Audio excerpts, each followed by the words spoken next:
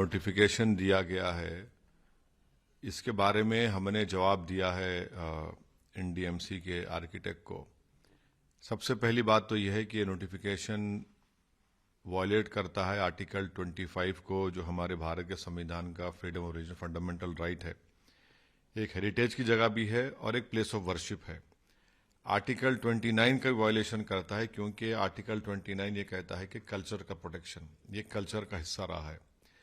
تیسرا ہے کہ جو سینٹرل وقف ایکٹ ہے section 51 heritage monuments came first. The city was built around them.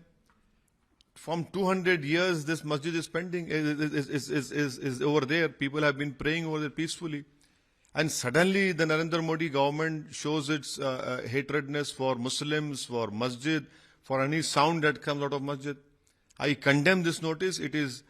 We demand that the Prime Minister of India ensures that this Suneri masjid is not demolished on some technical grounds. It will be violation of Article 25, 29 and the Waqf Act.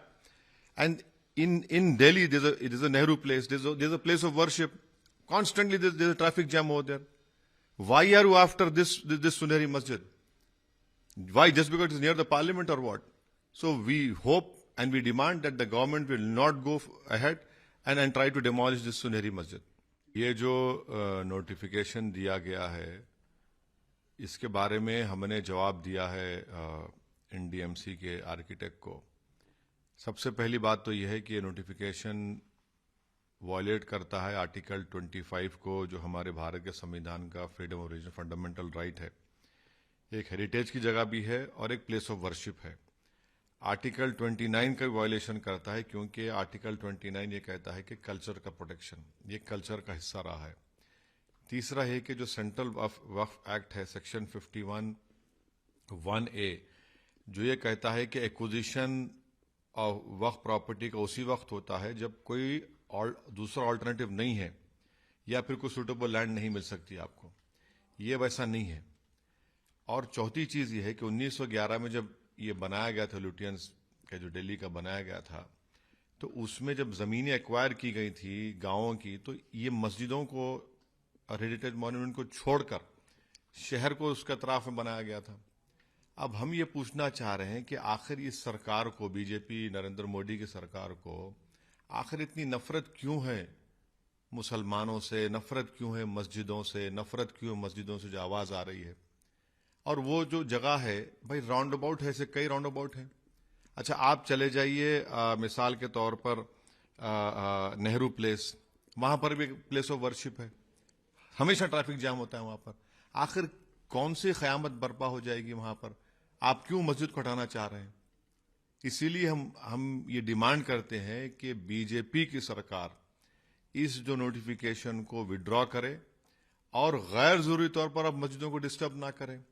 جتنے مزاریں تھیں، اب election commission of India کے بعد جو مزار تھی، جس کو میں 40 سال سے دیکھ رہا ہوں، آپ نے راتوں رات اس کو توڑ دیا۔ آخر ہے کیا؟ قصہ کیا ہے؟ آخر کیوں اتنی نفرت کیوں ہے؟ یہ بتاتا ہے کہ نریندر مودی کی سرکار جو ہے وہ مسلمانوں سے، مسلمانوں کی مسجد سے، مسلمانوں کی مسجد سے جو آواز آتی ہے اس سے نفرت کرتی ہے۔ آپ کو ضرورت ہی نہیں ہے سنہری مسجد کو ہٹانے کی، کس کو تکلیف ہو رہی ہے؟ بھائی کتنے راؤنڈ اباؤٹس ہیں، آپ اسی راؤنڈ اباؤٹ کے پیچھے کیوں پڑے ہیں؟